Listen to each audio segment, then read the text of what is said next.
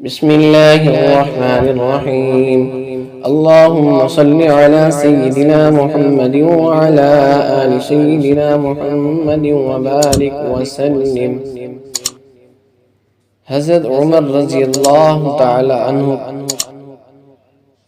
جن کے بارے میں نبی علیہ السلام نے ارشاد فرمایا کہ اگر کوئی میرے بعد نبی ہوتا تو وہ حضرت عمر ہوتے، لیکن ہمارے پیارے نبی حضرت محمد صلی اللہ علیہ وسلم آخری نبی ہیں۔ ان کے بعد قیامت تک کوئی نبی نہیں آئے گا۔ یہ ہم سب مسلمانوں کا ایمان ہے، یقین ہے اور عقیدہ ہے۔ محترم سامعین، حضرت عمر رضی اللہ تعالیٰ عنہ یعنی اتنے بڑے صحابی ہیں۔ فرمایا کہ حضرت ابوبکر رضی اللہ تعالیٰ عنہ کی خلافت کے بعد حضرت عمر رضی اللہ تعالیٰ عنہ خلیفہ بنے، اور انہوں نے جو ہے اپنی اس خلافت کے اندر جس طرح عدل قائم کیا، ان کی مثال آج قیامت تک ایسی مثال کوئی قائم نہیں کر سکتا۔ محترم سامعین، ان کا جو ہے حضرت عمر رضی اللہ تعالیٰ عنہ کا خوف اللہ تعالیٰ سے کتنا تھا، آج یہ واقعہ آپ کے ساتھ شیئر کرنے لگے ہیں۔ اس واقعے کو سنیے گا، انشاءاللہ فائدہ ہوگا۔ حضرت عمر رضی اللہ تعالیٰ عنہ بسا اوقات ایک تنکا ہاتھ میں لیتے اور فرماتے کاش میں تنکا ہوتا، کبھی فرماتے کاش مجھے میری ماں نے جنا ہی نہ ہوتا۔ ایک مرتبہ کسی کام میں مشغول تھے، ایک شخص آیا اور کہنے لگا فلاں شخص نے مجھ پر ظلم کیا ہے، آپ چل کر مجھے بدلہ دلوا دیجئے۔ آپ رضی اللہ تعالیٰ عنہ نے اس کے ایک درہ مار دیا کہ جب میں اس کام کے لیے بیٹھا ہوتا ہوں اس وقت تو آتے نہیں، جب میں دوسرے کاموں میں مشغول ہو جاتا ہوں تو آ کر کہتے ہیں کہ بدلہ دلوا۔ وہ شخص چلا گیا۔ آپ رضی اللہ تعالی عنہ نے آدمی بھیج کر اس کو بلوایا اور درہ اس کو دے کر فرمایا کہ بدلہ لے لو۔ اس نے عرض کیا کہ میں نے اللہ کے واسطے معاف کیا۔ گھر تشریف لائے، 2 رکعت نماز پڑھی، اس کے بعد آپ اپنے آپ کو خطاب کر کے فرمایا اے عمر تو کمینہ تھا، اللہ نے تجھ کو اونچا کیا تو گمراہ تھا، اللہ نے تجھ کو ہدایت کی تو ذلیل تھا، اللہ نے تجھے عزت دی پھر لوگوں کو بادشاہ بنایا۔ اب ایک شخص آ کر کہتا ہے کہ مجھ پر ظلم کا بدلہ دلوا دے تو اس کو مارتا ہے۔ کل کو قیامت کے دن اپنے رب کو کیا جواب دے گا؟ بڑی دیر تک اسی طرح اپنے آپ کو ملامت کرتے رہے۔ آپ رضی اللہ تعالیٰ عنہ کے غلام حضرت اسلم رضی اللہ تعالیٰ عنہ کہتے ہیں کہ میں ایک مرتبہ حضرت عمر رضی اللہ تعالیٰ عنہ کے ساتھ حرہ کی طرف جا رہا تھا۔ ایک جگہ آگ جلتی ہوئی جنگل میں نظر آئی۔ حضرت عمر رضی اللہ تعالیٰ عنہ نے فرمایا کہ شاید یہ کوئی قافلہ ہے جو رات ہو جانے کی وجہ سے شہر میں نہیں گیا، باہر ہی ٹھہر گیا، چلو اس کی خیر خبر لے، رات کو حفاظت کا انتظام کریں۔ وہاں پہنچا تو دیکھا ایک عورت ہے جس کے ساتھ چند بچے ہیں جو رو رہے ہیں اور چلا رہے ہیں، اور ایک دیگچی چولہے پر رکھی ہے جس میں پانی بھرا ہوا ہے اور اس کے نیچے آگ جل رہی ہے۔ انہوں نے سلام کیا اور قریب آنے کی اجازت لے کر اس کے پاس گئے اور پوچھا کہ یہ بچے کیوں رو رہے ہیں؟ عورت نے کہا بھوک سے لاچار ہو کر رو رہے ہیں۔ دریافت فرمایا کہ اس دیگچی میں کیا ہے؟ عورت نے کہا پانی بھر کر بہلانے کے واسطے آگ پر رکھ دی ہے، ذرا ان کو تسلی ہو جائے اور سو جائیں۔ امیر المؤمنین عمر رضی اللہ تعالی عنہ کو میرا اللہ ہی کے یہاں فیصلہ ہوگا، میری اس تنگی کی خبر نہیں لیتے۔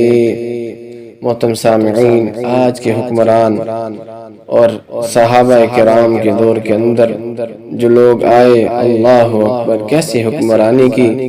حضرت عمر رضی اللہ تعالیٰ عنہ رونے لگے اور فرمایا کہ اللہ تجھ پر رحم کرے، بھلا عمر کو تیرے حال کی کیا خبر ہے؟ کہنے لگے وہ ہمارے امیر بنے ہیں اور ہمارے حال کی خبر بھی نہیں رکھتے۔ اسلم رضی اللہ تعالیٰ عنہ کہتے ہیں حضرت عمر رضی اللہ تعالیٰ عنہ مجھے ساتھ لے کر واپس ہوئے اور ایک بوری میں بیت المال میں سے کچھ آٹا اور کھجورے اور چربی اور کچھ کپڑے اور کچھ درہم لیے، غرض اس بوری کو خوب بھر لیا اور فرمایا کہ میری کمر پر رکھ دے۔ میں نے عرض کیا کہ میں لے چلوں۔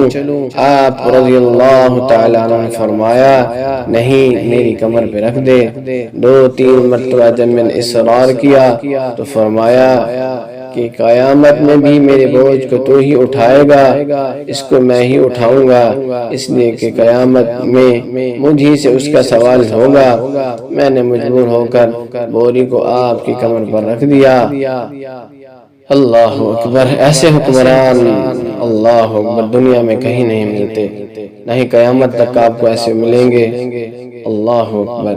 یہ تھے حضرت عمر رضی اللہ تعالیٰ عنہ۔ آپ نہایت تیزی کے ساتھ اس کے پاس تشریف لے گئے، میں بھی ساتھ تھا۔ وہاں پہنچ کر اس دیگچی میں آٹا اور کچھ چربی اور کچھ کھجوریں ڈالی اور اس کو چلانا شروع کیا اور چولہے میں خود ہی پھونک مارنا شروع کیا۔ اسلم رضی اللہ تعالیٰ عنہ کہتے ہیں کہ آپ رضی اللہ تعالیٰ عنہ کی گنجان داڑھی سے دھواں نکلتا ہوا میں دیکھتا رہا حتیٰ کہ حریرہ سا تیار ہو گیا۔ اس کے بعد آپ نے اپنے دستے مبارک سے نکال کر ان کو کھلایا۔ وہ سیر ہو کر خوب ہنسی کھیل میں مشغول ہو گئے اور جو بچا تھا وہ دوسرے وقت کے واسطے ان کے حوالے کر دیا۔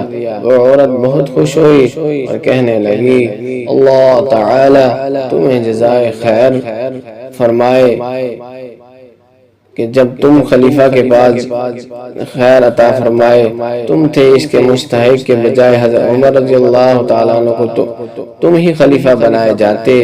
حضرت عمر رضی اللہ تعالیٰ عنہ نے اس کو تسلی دی اور فرمایا کہ جب تم خلیفہ کے پاس جاؤ گی تو مجھ کو بھی وہیں پاؤ گی۔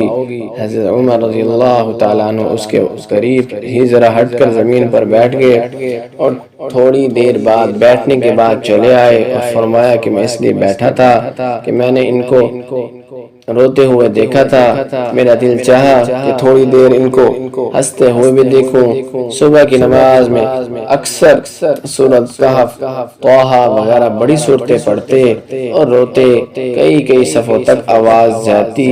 ایک مرتبہ صبح کی نماز میں سورۃ یوسف پڑھ رہے تھے، انما اشکو بثی وحزنی الی اللہ پر پہنچے تو روتے روتے آواز نہ نکلی۔ تہجد کی نماز میں بعض مرتبہ روتے روتے گر جاتے اور بیمار ہو جاتے۔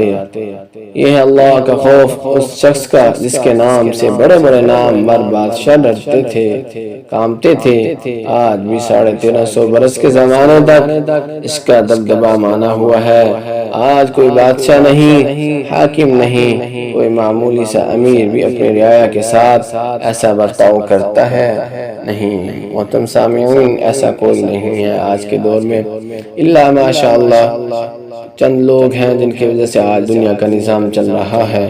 اللہ تعالی ہمیں بھی صحابہ کرام کے نقش قدم پر چلنے کی توفیق عطا فرمائے، آمین۔